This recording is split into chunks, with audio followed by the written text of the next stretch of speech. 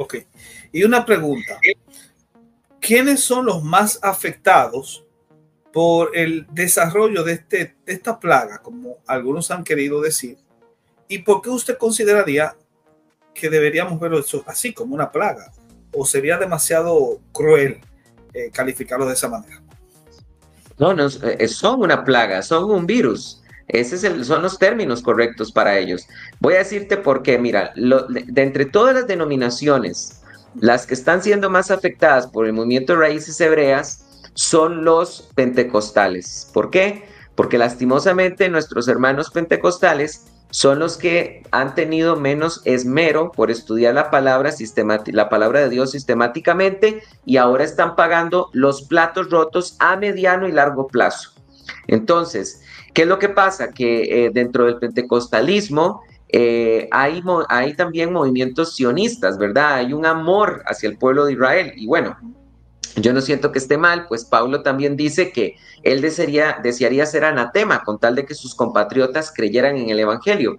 Pero lastimosamente estas personas tienen un amor desmedido, desproporcional, no bíblico por el pueblo de Israel, y entonces se quieren empapar de todo lo hebreo.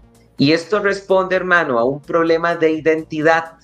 La mayoría de la gente que cae en una raíz hebrea, y de verdad que no lo digo de ninguna manera de forma racista, la mayoría de la gente que se mete en una raíz, en el tema de las raíces hebreas, son personas con una fuerte ascendencia indígena, o tienen una alta conexión con los aztecas, con los mayas o con los incas. Son los lugares en donde más fuertes son las raíces hebreas.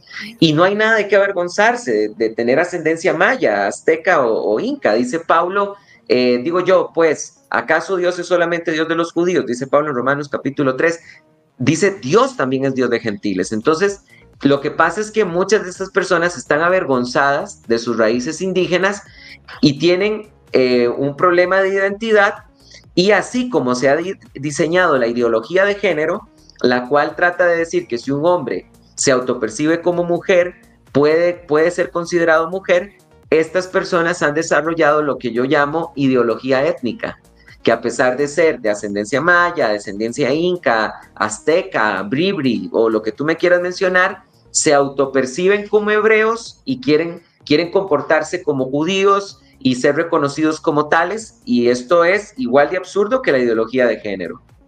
De hecho, una de las cosas que también he escuchado, incluso nosotros aquí en el canal del Teólogo Responde, preparamos uno de nuestros primeros videos, fue para desmontar la tesis que había sostenido un canal de YouTube en esa época, de que los mexicanos eran parte de las 10 tribus perdidas de Israel. Y he notado que se utiliza mucho ese recurso. Justamente es por una crisis de identidad, sería en ese sentido. Pero ¿hasta qué punto sería absurdo o ridículo el utilizar esa clase de argumentos? Y asimismo, ¿cuáles otros argumentos usted considera que también son ridículos y dignos de la peor de las carcajadas? Bueno, en realidad, decir que mira, todas las sectas, hermano, tienen aspectos en común. Por ejemplo, todas las sectas tienen patrones en común. Por ejemplo, los testigos de Jehová, adventistas y judaizantes no creen en el infierno. Todas las sectas siempre tienen un problema con la Trinidad. Los testigos de Jehová tienen un problema con la Trinidad. Los mormones tienen un problema con la Trinidad. Los adventistas y los judaizantes también. Y en cuanto al tema de las ovejas perdidas de Israel, este tema en común lo tienen los judaizantes con los mormones.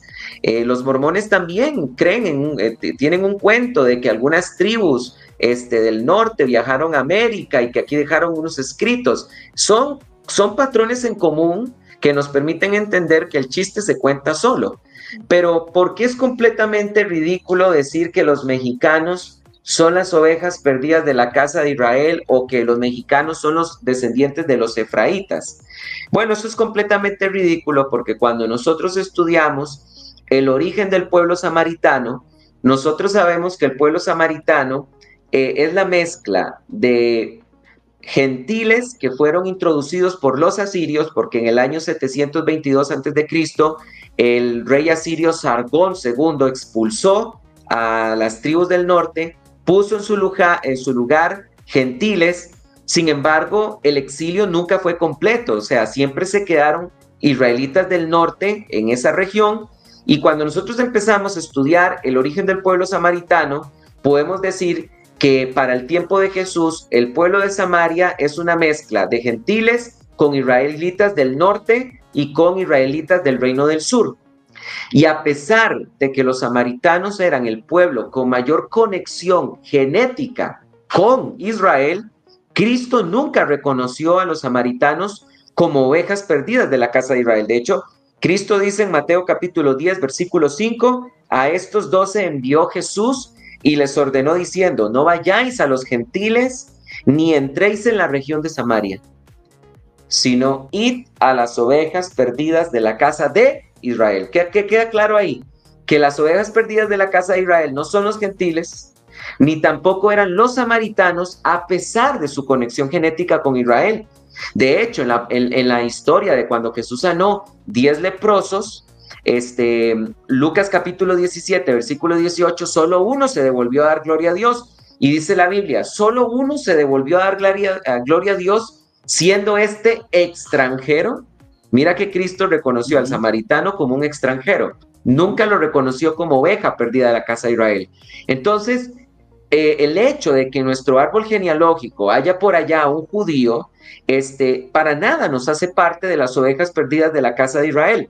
Eso es completamente ridículo, porque nosotros los latinos tenemos sangre de un montón de pueblos. Tenemos sangre afrodescendiente, anglosajona, árabe, judía, de los indígenas de América Central o de los indígenas que habitaron en el sur de América. Nosotros somos un revueltijo de etnias, cosa que no pasó con algunos otros pueblos, como por ejemplo con los africanos o con los asiáticos. Por eso es que a veces cuando nosotros vemos asiáticos, de repente todos se nos parecen mucho, pero es porque hubo poco mestizaje, pero nosotros no. Nosotros tenemos sangre de todos los pueblos por la historia de Latinoamérica. Entonces, esto es completamente una payasada, es una pavada, como decía nuestro hermano César Vidal en la última entrevista que le hice, de pensar de que nosotros somos las ovejas perdidas de la casa de Israel. Es una completa payasada o pavada.